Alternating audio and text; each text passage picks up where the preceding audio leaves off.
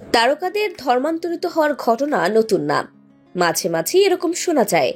এই যেমন এবার খবর এলো ইসলাম ধর্ম গ্রহণ করেছেন জাপানের নীল ছবির নায়িকা রায় লিল ব্ল্যাক। একাধিক আন্তর্জাতিক গণমাধ্যমের প্রতিবেদনে উঠে এসেছে এ তথ্য। ধর্মের পাশাপাশি পেশাও বদলেছেন লিল। জানিয়েছেন প্রাপ্তবয়স্কদের ছবিতে আর দেখা যাবে না তাকে। কারণ হিসেবে জানিয়েছেন এবার ধর্মের পথে চলতে চান তিনি। এদিকে লিলের ইসলাম গ্রহণের কারণ খুঁজে বেড়াচ্ছেন অনেকেই। তাদের নিরাশ করেননি অভিনেত্রী। জানিয়েছেন কিছুদিন আগে এক বন্ধুর সঙ্গে দেখা করতে মালয়েশিয়া যান লিল। সেখানে গিয়ে মনের ভেতর পরিবর্তন আসে তার। লিলের দাবি, খ্যাতি যশের অভাব না থাকা সত্ত্বেও শান্তি ছিল না তার, ভেতরটা খালি খালি লাগত। সেই শূন্যতা ঘোচাতেই 2024 সালে ইসলাম গ্রহণ করেন তিনি। নিজের নাম বদলে রেখেছেন নূরে ইস্তেকবাল। পবিত্র মাহে রমজান শুরুর আগে থেকেই রে লিল ব্ল্যাক তার পূর্বের সমস্ত আপত্তিকর কন্টেন্ট সোশ্যাল মিডিয়া থেকে সরিয়ে ফেলেছেন।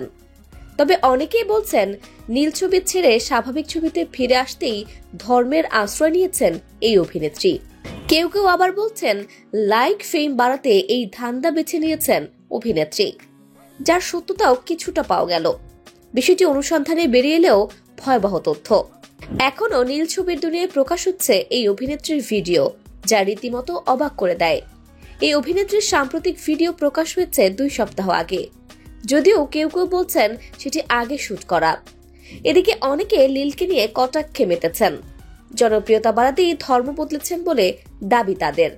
তবে লিলও চুপ থাকেননি, এক হাত নিয়েছেন সমালোচনাকারীদের। তার কথায়, আমি মৃত্যুর পর জান্নাতে যাব কিনা এবং আমার পাপ ক্ষমার অযোগ্য কিনা সেটা আপনাদের জানার বিষয় না, আমারটা আমি বুঝে নেব, আপনাদের মাথা ঘামাতে হবে না।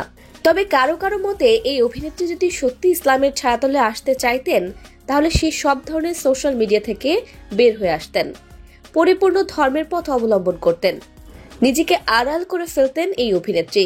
কিন্তু তা তিনি করেননি। তার নাম প্রচার করেছেন, যাতে তরুণদের কৌতূহল বেড়েছে, যার ফলে তারাও তার পুরনো জীবনের খোঁজে অতীতের সেই নীল ছবিগুলোতে আসক্ত হয়ে পড়ছেন।